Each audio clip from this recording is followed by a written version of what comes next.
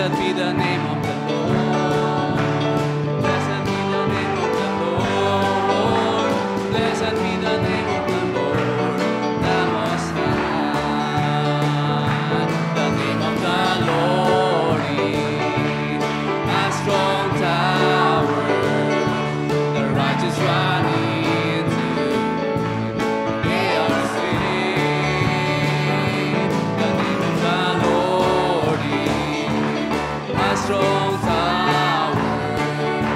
The righteous run into it. They are saved. Glory is the name of the Lord. Glory is the name of the Lord. Glory in the name of the Lord. Glory in the name of the Lord, the Most High. Glory in the name of the Lord. Glory in the name of the Lord. Glory in the name of the Lord, the Most High. Holy, holy is the name of the Lord. Holy is the name of the Lord. Holy is the name of the Lord, the Most High. Holy is the name of the Lord. Holy is the name of the Lord. Holy is the name of the Lord, the Most High. Blessed be the name of the Lord. Blessed be the name of the Lord. Blessed be the name of the Lord. Blessed be the name of the Lord, the Most High. Blessed be the name of the Lord. Blessed be the name of the Lord. Blessed be the name of the Lord, the Most High. Blessed be the name of the Lord. Blessed be the name of the Lord. Blessed be the name of the Lord, the Most High. Amen. Palapakan natin, Panginoon, na parang hindi natin nasundin yung kanta, pero alam ko ang bawat isa ay natutuwa sa pupuri sa ating Panginoon. Kaysa pa pong awitin, dakilang katapatan, tunay na nga ang Panginoon ay napakadakila sa ating buhay. Kahit tayo'y nagkukulang, hindi siya nagsasawa na tayo'y gabayan. No? Hindi siya nagsasawa na tayo'y alagaan. No? Sa yung ating sandigan, no? Sa bawat araw. No? Mayroon man tayong mga problema, pero alam ko, kung tayo'y dudulog sa ating Panginoon, no, walang imposible.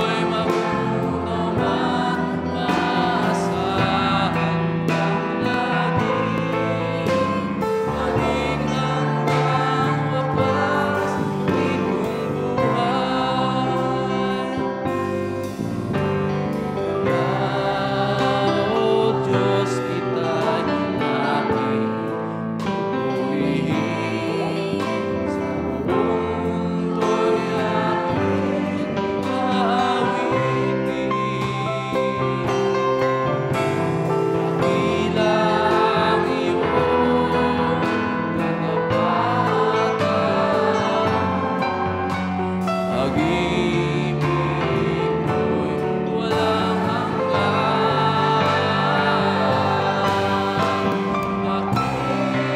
Dakila ka, O Diyos, tapat kang hanggunan. Magmula pa sa ugat ng aming langit. Puno'y mapuno man, maasahan kang lagi. Maging hanggang wakas, ka,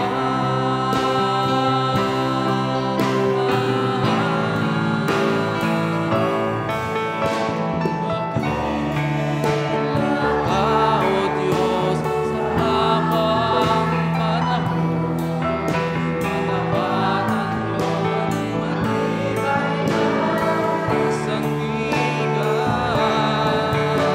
Sa bawat pagdating na kaibigan ay naroon. Tuluyan ang pag-asa kung kailan ay hinahon. Ikaw alay sa noon ang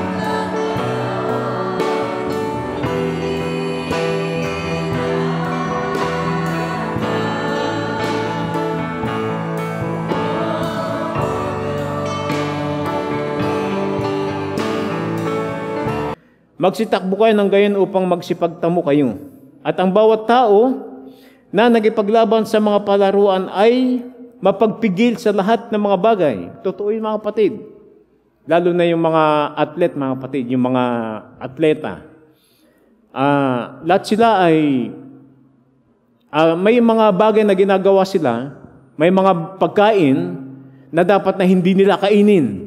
Di ba? Lahat ng mga bagay pinipigil nila, hindi sila nagkakaroon ng mga bisyo. Lahat kinokontrol nila, mga kapatid. Yung mga bagay na gusto nilang gawin, hindi nila magawa kasi sila ay isang manlalaro. At kinakailangan, sabi ng kasultan, na ang bawat tao na nagipaglaban sa mga palaruan ay mapagpigil sa lahat ng mga bagay. Di ba? Yung iba kasi, kapag hindi ka manlalaro, ang dami mong bisyo sa katawan. Kasi wala ka naman ipinaglalaban sa sarili mo eh. Okay lang yan. Kasi wala ka naman ipinaglalaban. Subalit kapag ikaw ay merong ipinakikipaglaban, lalo na kung ikaw ay isang atleta, mga kapatid, marami kang isasakripisyong mga bagay. Praise God. Ang sabi niya rito, ginagawa nga nila ito upang magsipagtamo ng isang putong na may pagkasira. Yung mga bagay na ito, mga kapatid, ay ginagawa nila, nagsisipagtiis sila, ginagawa nila yung mga bagay na dapat nilang gawin bilang isang manlalaro o atlet, mga kapatid. Bakit? Sapagkat gusto nilang manalo o magkaroon ng putong ng bagay na nasisira. Di ba? Magkakaroon sila ng pera, nagkakaroon sila ng mga kayamanan, mga kapatid. At nagiging sikat sila, mga kapatid, yung mga bagay na ito, ginagawa nila na may mga pagtitiis at ang katumbas nito kapag sila ay nanalo ay ang mga bagay na may kasiraan.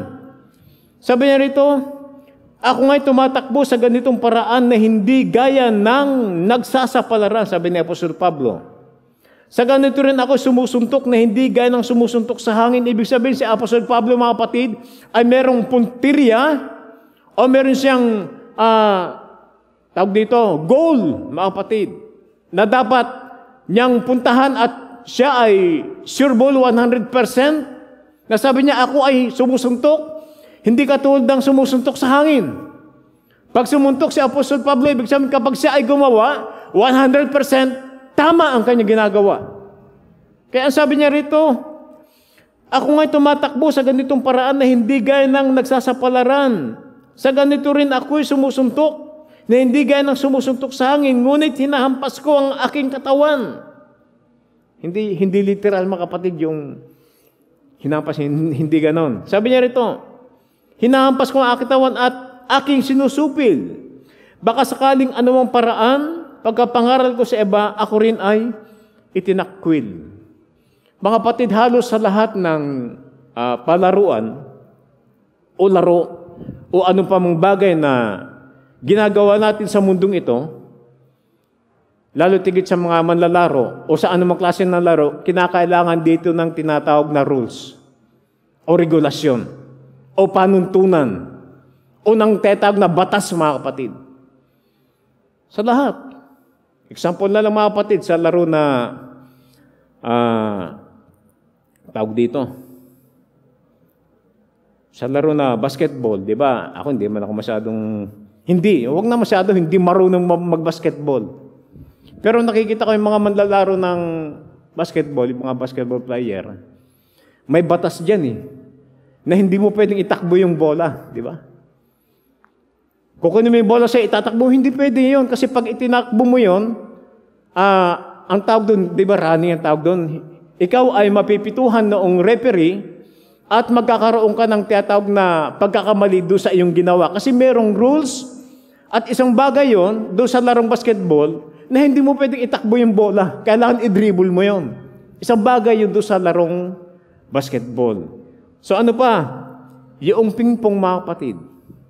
Kailangan, pag naglaro ka ng pingpong, pagpalo mo ng bolang ganon, kailangan tumama doon sa ibabaw ng table yung bola. Hindi basta palo ng palo. Kasi yun yung regulasyon o yung batas na inilagay doon sa larong pingpong. O, pasimplihin natin, mga kapatid, yung laro.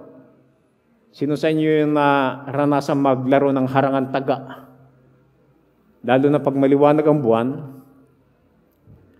nagbubudbud lang kami ng abo doon sa kalsada o doon naman sa lugar ng bukid, maglalaro na kami ng harangan taga. Merong rules doon, mga kapatid. Di ba? Simple. Isang laro na napaka-simple, pero meron siyang rules o regulasyon o batas na dapat mong sundin. Kapag tayo yung mga taya, mga kapatid, ikaw ay tatakbo lamang doon sa guhit na iniligay ng bawat sa inyo. Hindi ka pwedeng pumasok kapag ikaw ay taya, ay huhulihin mo yung mga ando sa gitna ng kwadradong ganon. Hindi pwede yun. Kasi hindi yun naayon doon sa batas o doon sa regulasyon na ginawa para doon sa larong harangan taga. Di ba? Simpleng laro Pero bakit merong tinatawag na rules? Merong regulasyon na dapat mong gawin. Hindi ba tayo nagtataka, mga kapatid, bakit nilagyan ng Panginoon ang mga bagay na yan, mga kapatid, upang gawin ng tao? Kasi kung walang rules, mga kapatid, magulo. Di ba? Magulo, ibig sabihin, walang goal o wala kang bagay na iniingatan basta bara-bara. O sa boxing, meron ding rules. May mga lugar na hindi mo pwedeng suntokin, hindi ka pwedeng maniko, kasi boxing lang talaga. O hindi mo pwedeng sipain pag boxing ang laban, mga kapatid. Kasi yung regulasyon pagdating doon sa larong boxing. O sa chess din, ganun din. Hindi lang basta tira ng tira. Hindi rin alam yung larong chess Nakikita ko yung mga naglalarong chess na inis ako, mga kapatid. Kasi tahimik lang sila. Nakaganon sila, nakakonsentrate. Wala ka malang maririnig na salita doon sa mga naglalaro. Ang lungkot-lungkot. Pero masasaya sila kasi merong regulasyon at isa yon doon sa regulasyon nung naglalaro ng chess, bawal ang maingay. Hindi ka pwedeng naglalaro ng chess, daldal ka ng daldal, kung ano mga ginagawa mo, hindi pwedeng mga ganung bagay, mga kapatid. Ito ay sa natural lamang na bagay. At nakikita natin na yung mga naglalaro na sa mga palaruan, nabasa natin na sila, mga kapatid, ay maraming mga bagay na tinitiis.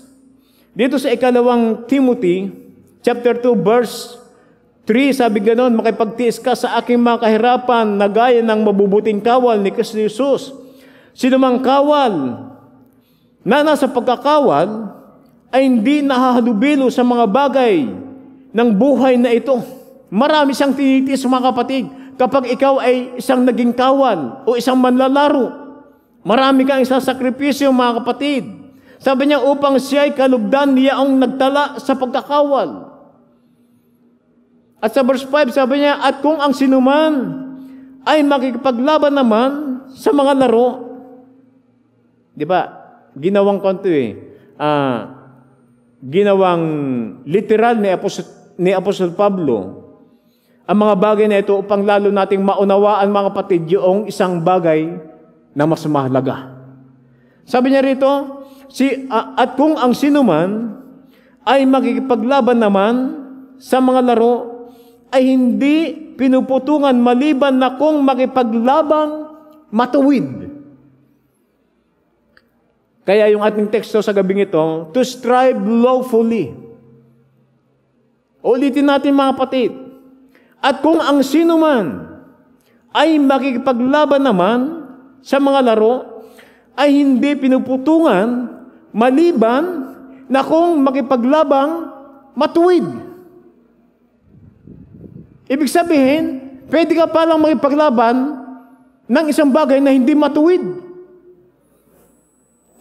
Bakit sinabing matuwid? Kasi merong isang batas o rules o regulasyon na inilagay doon sa isang laro. Sinabi ng prophet doon sa message na faith is our victory. Sabi niya, and any one of you know that in Olympics or any other athletical exercises, no matter if you arrive first in the race, but if you have not played the game according to the rules, merong rules Sa takbuhan mga kapatid, merong rules dyan. At ang tunay na takbuhan mga kapatid, katulad yung nakikita natin sa mga panuurin na hindi lang oval yung kanilang tinatakbuhan mga kapatid, kundi naglalagay sila ng isang lugar na malayo yung tatakbuhin nila. Halimbawa mga kapatid, ang starting, ang pasimula mga kapatid ay sabihin natin Caloocan City. Dito sa Tala, Caloocan City. Magtatapos ang finish line doon sa circle. Subalit, yung mga organizer niyan, maglalagay sila ng tinatawag na ruta o rules o regulasyon. Yung mga dadaanan mo, na kailangan mong daanan bago ka makarating doon sa finish line. Hindi ka pwedeng dito ka dumaan sa malaria at ang ginawang guide ng organizer dito ka dadaan sa kamarin. Hindi pwede mga kapatid.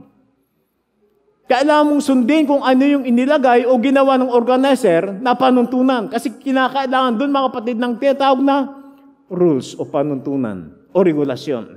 Sabi ng prophet, but if you haven't played the game according to the rules, you're disqualified. You have to play the rule right. And that's the way it is with human life. You can play the rules of the game of life wrong and expect to win.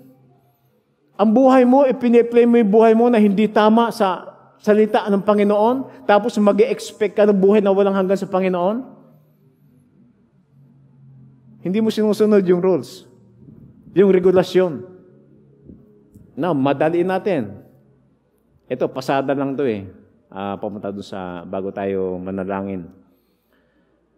Wala pa yung ang paglilidin sana natin sa prayer ngayon si si brother Pastor Ed. Wala naman siya, kaya mamaya pagkatapos natin dito, ibigay na lang natin kay Brother Cardo. Siya yung mag-lead ng ating congregational prayer. Kaya kung may mga request kayo mga kapatid, bigay nyo lang sa kanya para ito ay may sama natin sa panalangin. So, sabi ng prophet, you got to play it according to God's word and the purpose that you were brought here for. Merong rules, merong regulasyon mga kapatid. Ang bawat laro. Sabihin, you can play the rules of game life wrong and expect to win. You've got to play it according to God's words and the purpose that you were brought here for, mga kapatid. Doon sa message na, what is stake to overcome all unbelief? Sabi nga, no matter who is there first, you have to play the rules of the game or you'll never win. If a runner is running around the track and one takes a shortcut, kasi doon sa daanan na ginawa ng organizer, mga kapatid, may mga watchman doon, may mga nagbabantay, di ba? Para makita nila yung talagang tumatakbo, mga kapatid, ng naayon doon sa rules, doon sa regulasyon na ginawa ng organizer. May mga watchman, mga kapatid, na kinakailangan sundin nila ang lahat ng mga bagay na nandoon sa, na nakapaloob doon sa rules, mga kapatid. And one takes a shortcut and cuts through the field and beats the other one there by a half hour. Still, he will disqualified at the end of the race. He's got to play it according to the rules of the game or he's disqualified. May mga tao kasi na nagsushortcut eh.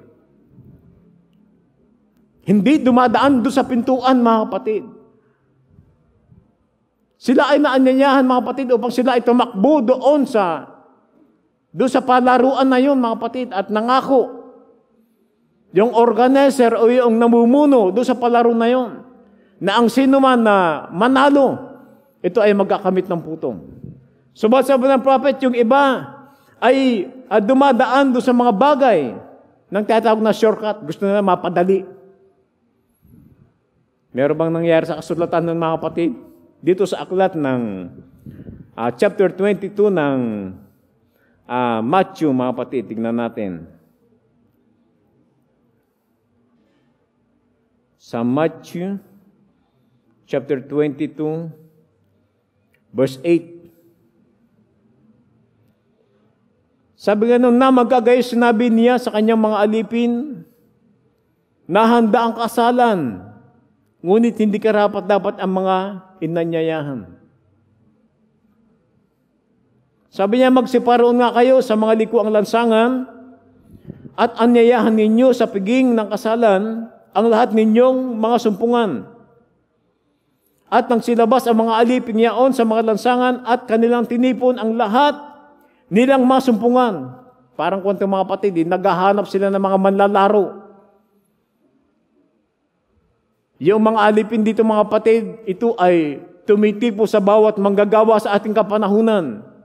Sila ay nangangaral ang salita ng Panginoon. Ang sabi niya rito, kanilang tinipon ang lahat nilang nangasumpungan, masasama at mabubuti, at napuno ng mga panauhin ang kasalan. Dadapot pagpasok ng hari upang tingnan ang mga panauhin, ay doon nakita niya ang isang tao na hindi nararamtan ng damit kasalan. Paano nangyari, mga kapatid? Samantalang merong bantay pinto doon sa lugar kung saan gaganapin yung kasalan. At alam natin na ang pintuan, mga kapatid, ay ang Panginoon. Kaya sabi niya, paanong nangyari na ikaw ay nakarating doon sa finish line na hindi ka naman nagdaan doon sa tamang daanan? Nag-shortcut siya, mga kapatid. Saan siya dumaan? Sa bintana. Sumakyat siya doon sa bintana. So ngayon, sabi niya, at sinabi niya sa kanya, kaibigan, ano't pumasok ka rito na walang damit kasalan? Anong nangyari? Hindi siya makapagsalita kasi lahat ng dumadaan sa ating Panginoon ay binibigyan niya ng bihisan at ibinibihis ang damit pangkasal. And then sabi niya, nang magkagayo, sinabi ng hari sa mga naglilingkod, gapusin ninyo ang mga paa at mga kamay niya at itapon ninyo siya sa kadiliman sa labas. Diyan na nga ang pagtangis at ang pagngangalit na mga ngipin, sapagkat marami ang mga tinawag, dadapot kakaunti ang mga nahirang. Di ba sabi doon sa ating binasa, magsiparoon kayo sa mga lansangan, anyayahan ninyo, maski masasama, maski mabubuti. Praise God. At alam niyo ba, mga kapatid, yung mga masasama at mabubuti na yon, nang dumating sa ating Panginoon, pagpasok nila, mga kapatid, sa karyan, sila ay nakadamit pang kasal. Bakit? Merong nangyari sa kanilang mga buhay, mga kapatid, Sapagkat may mga tao na dinatnan ng mensahe ng salitang ito, mga kapatid, na ang mga buhay ay hindi naging ayon sa salita ng Panginoon. Subalit nang sila ay dumaan, mga kapatid, doon sa pintuan at hindi sila nandaya. Tignan niyo mga kapatid, ha?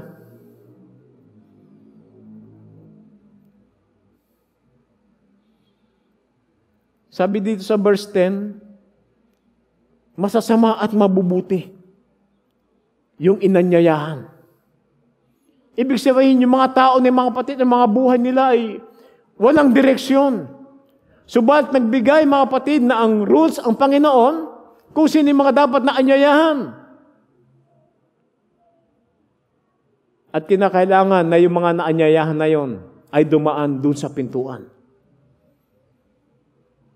At merong isang mga kapatid na hindi dumaan sa pintuan at nakita ng Panginoon kasi makikilala niya yung mga tao na dumaan doon sa pintuan sa ating Panginoon. Ang Panginoon natin ay ang salita. At ang salita, mga kapatid, ay dumadalisay. Yung mga bagay na hindi karapat-dapat, ito ay pinapagindapat ng salita sa ating kapanahunan. Praise God. Palibasa, nag-shortcut siya. Nakita siya ng Panginoon, nakilala. Di ba sabi ng prophet, maski nakalahating oras ka pa na nauna doon sa finish line, kung hindi mo naman tinakbo, yung takbuhin mo nang naayon sa regulasyon na ibinigay ng organizer, hindi ka pa rin mananalo. Bakit? Hindi ka pwedeng mandaya sa panahon na ito. Di ba sa basketball, lagi silang nagkakagulo kung minsan kapag nag-agaw sila sa bola at sabay silang tumalon, nagtuturuan sila kung sino ang huling nakahawak ng bola kasi sa labas pumunta yung bola. Kung titignan mo ng natural na mata, hindi mo makikita yung tunay na pangyayari kasi split seconds lang yung mga kapatid. Subalit merong mata na nakakita ng lahat ng mga bagay. Walang lihim doon, mga kapatid. Anong gagawin ng cameraman? I-replay yun dahan-dahan, no? Di ba? Makikita mo maliwanag na maliwanag at hindi ka kailanman makapagkakaila. Yung itinuturo mo na sa yung, ikaw yung last touch. Hindi, ikaw yung, para matapos, inire-replay ng cameraman, di ba? Kitang-kita, hindi ka kailanman makapagkakaila at ganyan din ang gagawin ng Diyos sa atin, mga kapatid. Alam niya ang ating mga iniisip. Alam niya ang ating mga tinatago. Alam niya ang ating mga ginagawa kung tayo ba ay tumakbo o sinundan natin yung rules o yung regulasyon na ibinigay sa atin ng Panginoon. Walang dayan dito, walang sabit-sabit dito, mga kapatid. Praise God. Sabi niya, and that's the way we have to do. The race of life that we're running now, it has to be played according to God's qualification. Or we lose when we get there.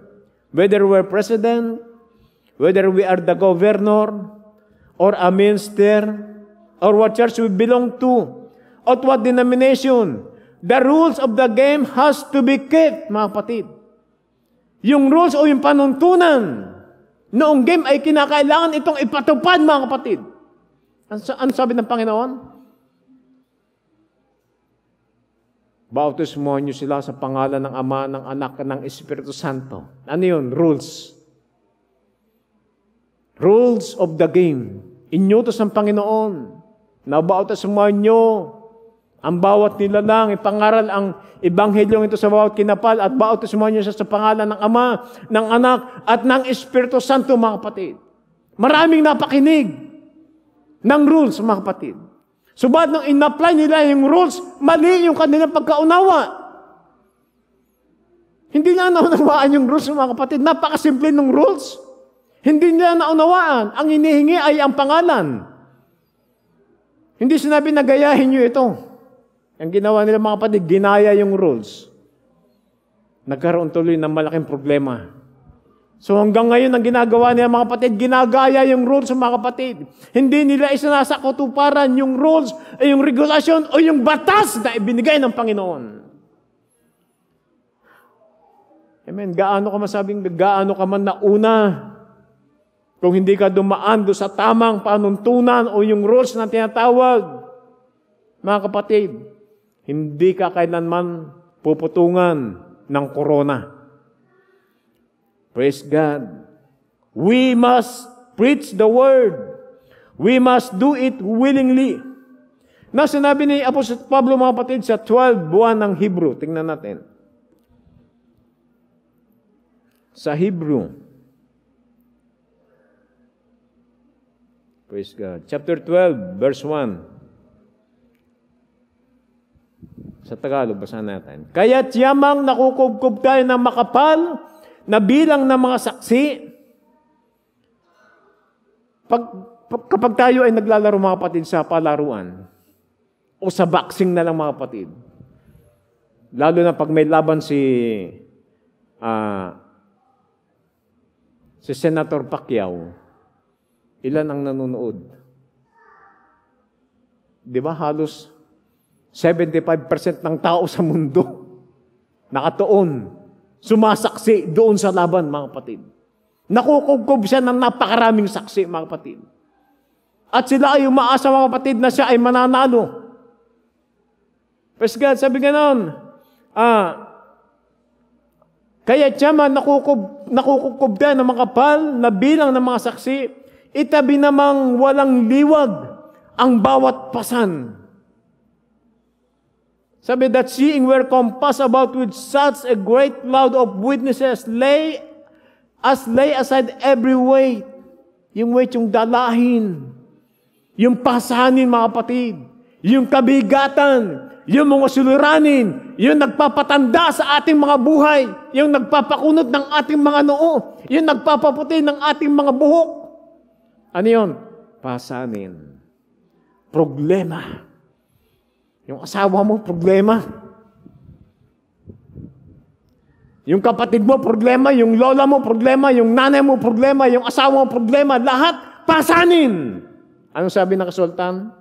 Ni Apostol Pablo sabi, lay aside every weight. Pag sinabi mo weight, problema yan, mabigat yan, suliranin. Paano ka makakatakbo kung dala-dala mo ang lahat ng mga bagay na yan? Wala, mahirapan nga tumakbo. Kaya sabi na Apostol Pablo, ibabaan mo na lahat ng mga bagay na yan. Alisin yung mga pasanin yan. Alisin mo yan. Kaya natin bibigay. Sabi, give them all. Give them all to Jesus. And He will turn your sorrow into joy. Dati malungkot ka kasi tambak yung pasanin mo. Problema mo yung benan mo, o di problema ka ng benan mo, vice versa. Yung mga nanay, problema yung anak, problema yung nanay, paalitan lang.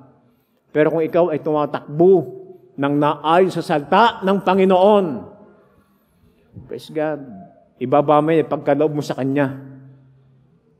Siya ang gagawa ng lahat ng mga bagay na itong mga kapatid. Gusto mo baguhin yung anak mo? Namumroblema ka, lagi pa nalang ganito, wala namang pagbabago ang buhay mo. Lagi-lagi ka nakikinig sa salita ng Panginoon. Huwag mong problemahin yan. Hindi ikaw ang gumawa niyan. Yang anak mo na, hindi ikaw ang gumawa yan. Ang Diyos ang naglagay dito niyan. Sapagkat merong purpose ang Diyos para sa Kanya. Pinoproblema, pati problema ng mga tao. Tuloy. Ang dami tuloy tayong mga kulubot sa mukha. Diba? Yung karamdaman mo, problema mo, bigay mo sa Panginoon. Kasi merong pangako ang Panginoon. At ito ay isang batas, mga kapatid. Praise God. Ang salita ng Panginoon, matibay na sandigan. Ito ay kalakasan.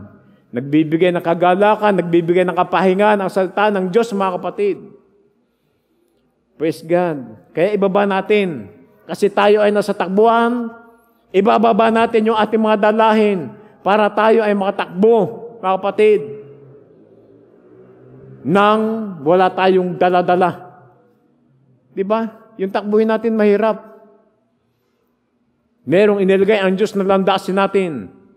Kaya yung landasin ng kapitbahay mo, huwag mong papakialaman.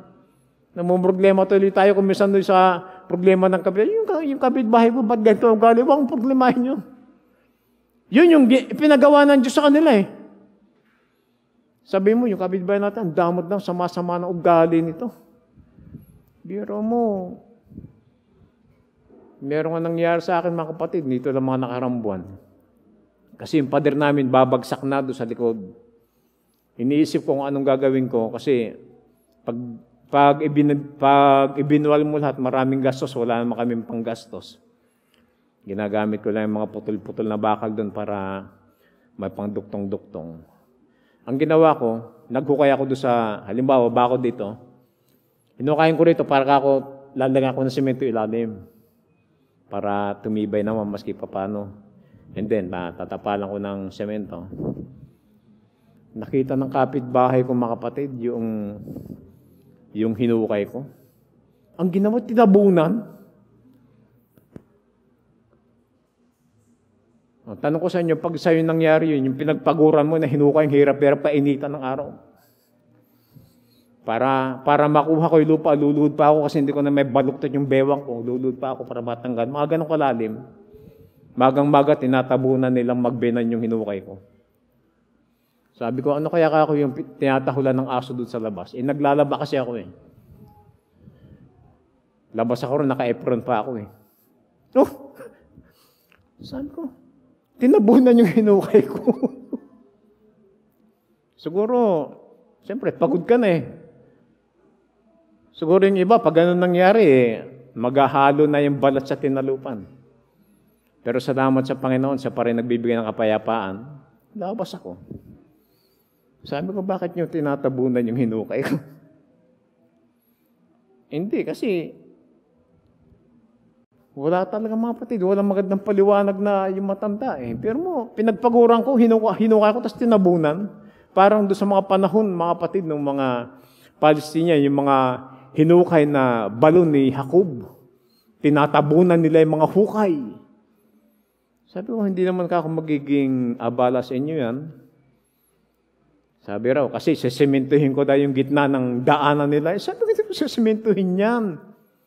Wala ba akong isip ko, sesimentuhin ko yung daanan nyo, igagano ko semento sa ilalim para tumibay lang yung bakod namin. Ayaw makinig ng paliwanag. Ayos lang. Hindi sila nakarinig ng ano pa mang salita, masama.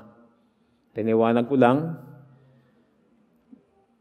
Salamat sa Panginoon. Problema nila yun.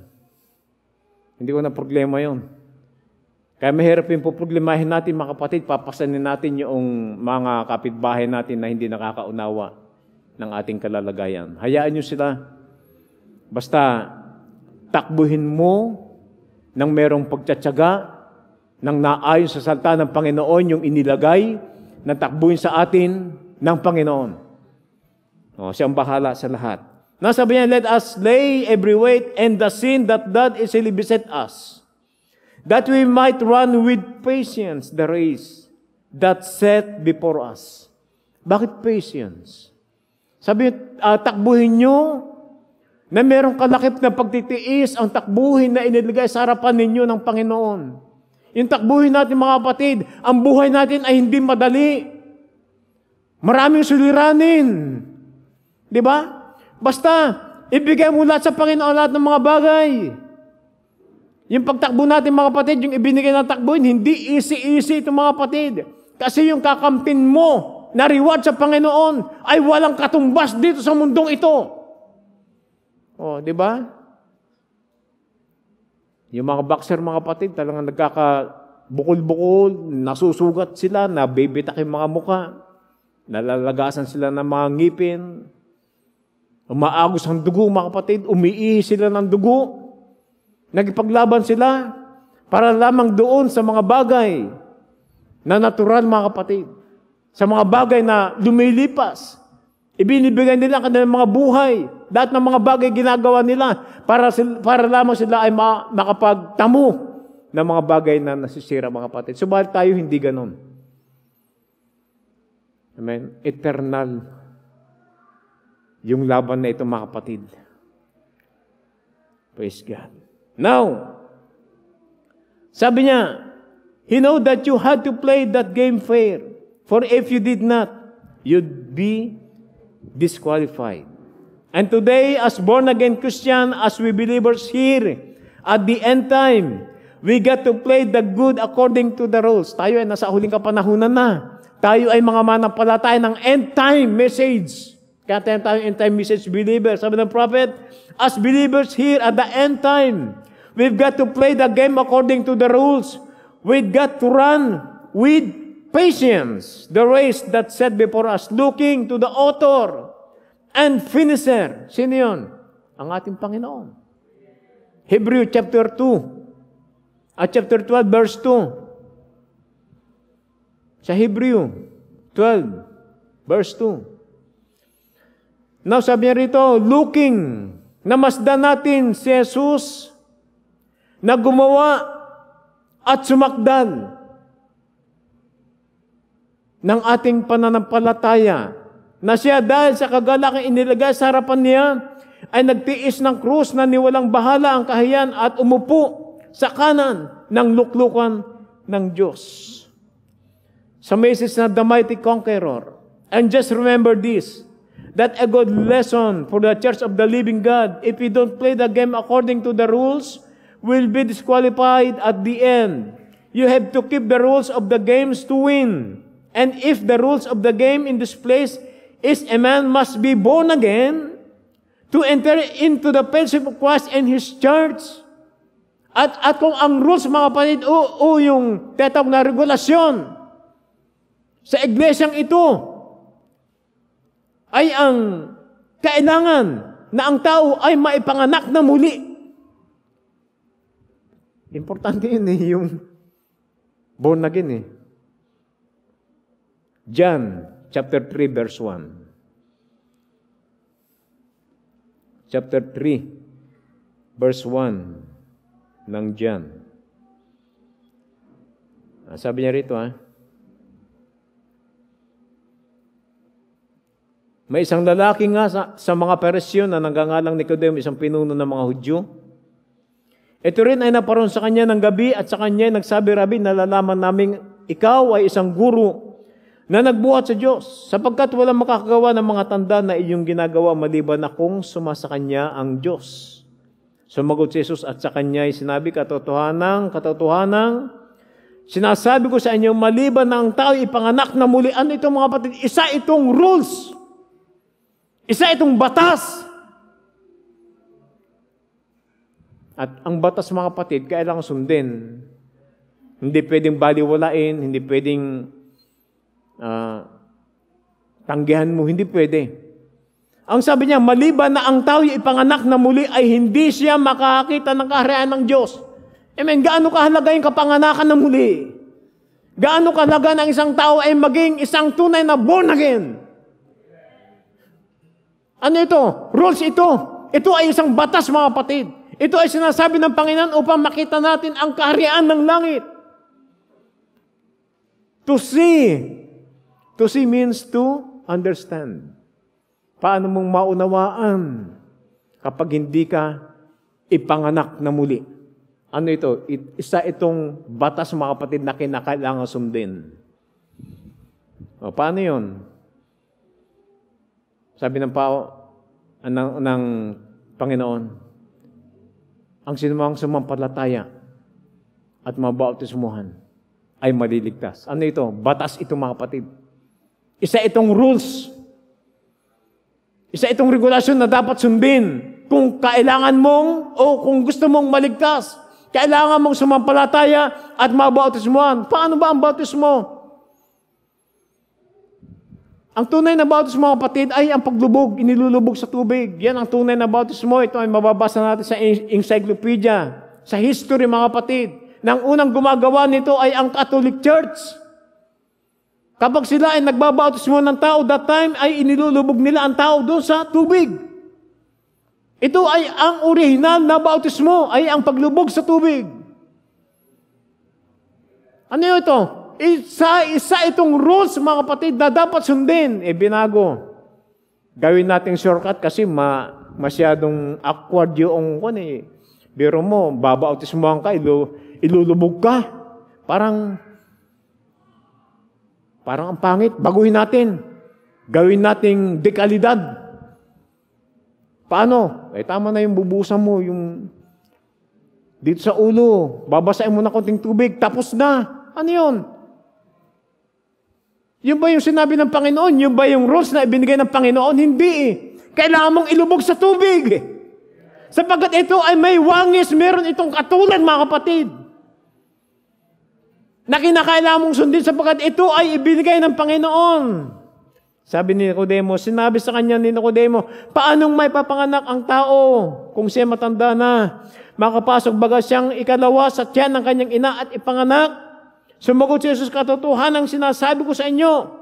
Ito ay isang batas na maliban na ang tao ay ipanganak ng tubig at ng Espiritu ay hindi siya makakapasok sa kaharian ng langit.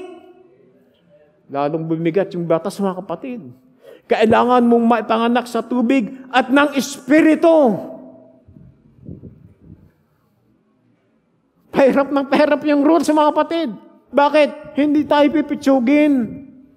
Hindi tayo basta-basta tao lang, mga kapatid. Praise God, ang ating pagkamamayan ay hindi dito.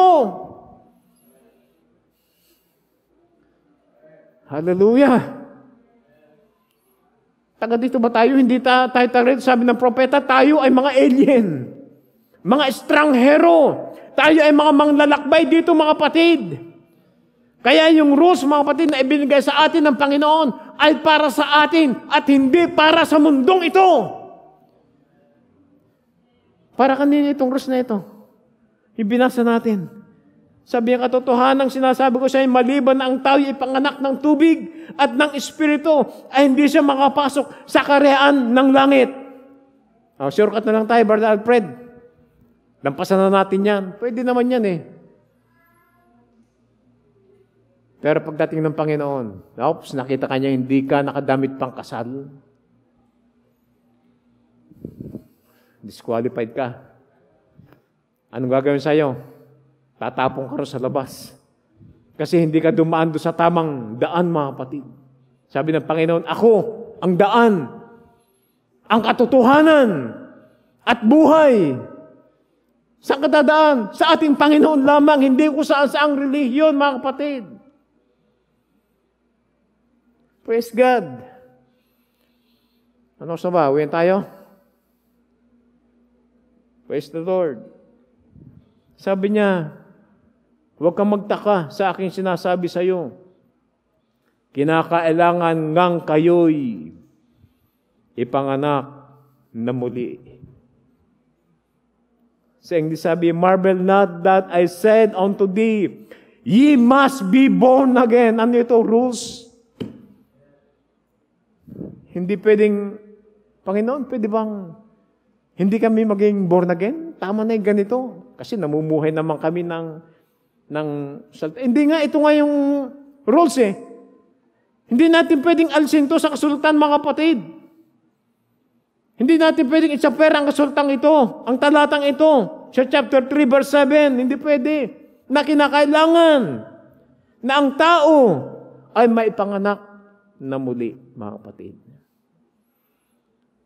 Praise God. Now, ito na lang, babasahin ko. The mighty conqueror. And just remember this, that's a good lesson for the church of the living God. Ulitin ko lang ito, if we don't play the game according to the rules, we'll be disqualified. Now, dun sa aklat ng John, chapter 15, verse 7, sabi niya, kung kayo'y magsipanatili sa akin, ano ito? Rules ito eh. Binibigyan tayo ng guidance ng Panginoon. Sabi niya, at kung kayo magsipanatili sa akin at ang mga salta ko'y magsipanatili sa inyo, ay hingin ninyo ang anumang inyong ibigin at gagawin sa inyo. Now, doon sa message na reconciliation through fellowship. God has no substitute. Nothing but the blood. He has no shortcut. Wala daw shortcut. No bycuts. You come God's way through reconciliation by the blood. Sa pamagitan ng dugo, mga kapatid, dito lang tayo nagkaroon ng pakikipagkaisa sa ating Panginoon. Walang shortcut, walang bycuts. Now, and then become a son and daughter of God, then all things are possible, then miracles are possible. Then a revival is possible. Lahat mga kapatid ay magiging posible ang lahat ng mga bagay. Sabi niya, God has no substitute, nothing but the blood. He has no shortcut, no bycuts. You come God's way through reconciliation by the blood, and then become a son and daughter of God, then all things are possible. At ng bagay, mga kapatid, ay magiging posible. Then miracles are possible, then a revival is possible. Praise God. Si Apostle Pablo, mga kapatid, dito sa 2 Timothy, chapter 4, 7-8, basahin lang natin uli ito, mga kapatid. Sabi niya po sa Pablo, nakipagbaka ako ng mabuting pakikipagbaka. Ibig sabihin, hindi siya nandaya. Tinakbo niya yung ibinigay ng Diyos na takbuhin sa kanya. Sabi niya, natapos ko ang aking takbo. Iningatan ko ang pananampalataya. Buhat ngayon ay natataan sa akin ang putong na katuwiran na ibibigay sa akin ng Panginoon na tapat na hukom sa araw na yaon. At hindi lang sa akin, kundi sa lahat din naman ng mga naghahangad sa kanyang pagpapakita. Praise God. Dito sa Revelation, mga kapatid, meron akong titingnan dito sa aklat ng Revelation. Bago tayo magtapos sa gabing ito.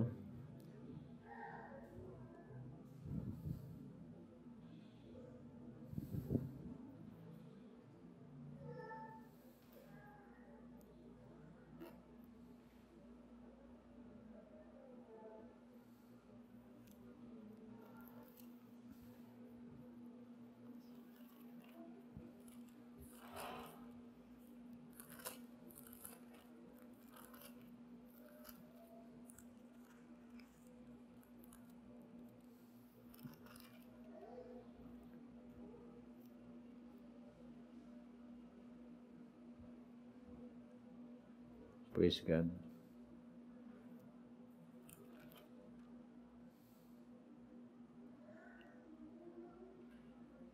Nabasa ko, mga kapatid, yung tungkol doon sa mga naanyayahan. At sabi ng Panginoon, ang lahat ng mga bagay ay nagawa na. Praise God. Sabi ganoon, mapapalad ang nauuhaw sapagkat sila ay aking papainuming ng tubig ng buhay. So, ang tanong doon, mga kapatid, bakit nauuhaw yung isang tao? Kasi tumakbo siya. Tinakbo niya yung takbuhin na ibinigay sa kanya ng Panginoon. At pagdating doon sa finish line, anong hanapin niya? Tubig, mga kapatid. Ang sabi ng Panginoon, mapalad ang mga nauuhaw kasi tinakbo nila ang takbuhin na ipinakalob sa ng Panginoon at sila ay bibigyan ng putong ng buhay na walang hanggan ng Panginoon. Praise God. Masaya ba tayo, mga kapatid? So tayong lahat ay tumayo at takbuhin natin na walang liwag ang ibinigay ng Panginoon sa atin, sa ating pamuhay bilang isang mananampalataya, mga kapatid. Ibigay natin ang lahat sa Panginoon. Praise God. Awitin natin ang Alam kong may magagawa ang Diyos.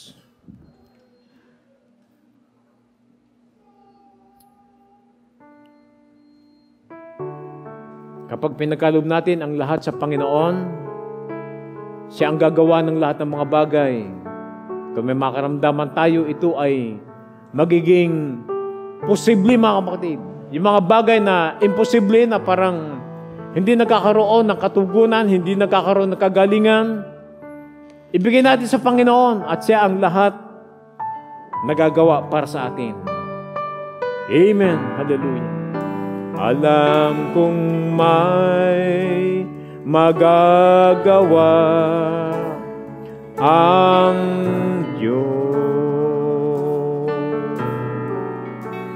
Alam kong may magagawa ang Diyos. Kung ako'y magtatapat, sa Kanya'y maglilingkod, alam kong may magagawa ang Diyos. Tayo ay yumuko at manalangin. O dakilang Diyos na makapangyarihan sa lahat, salamat po sa iyong mga salita na aming pinagbulay-bulayan sa gabing ito. Dalayan po namin, Panginoon, na dagdagan mo ang aming mga pagtsatsaga, ang aming mga pagtitiis, Panginoon. Tulungan mo po ang bawat sa amin at patuloy na alalahanin sa lahat ng mga bagay. Sa'yo namin pinagkakalob ang walang hanggang katangalan sa ngalan ni Jesus na aming tagapagligtas. Amen.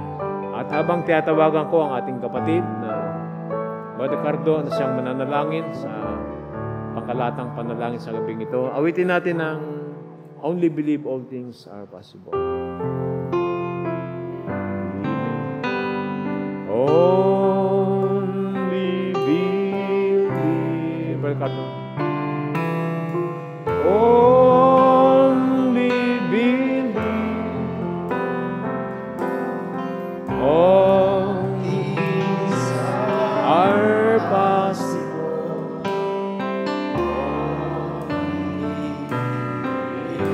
Only believe. Hallelujah.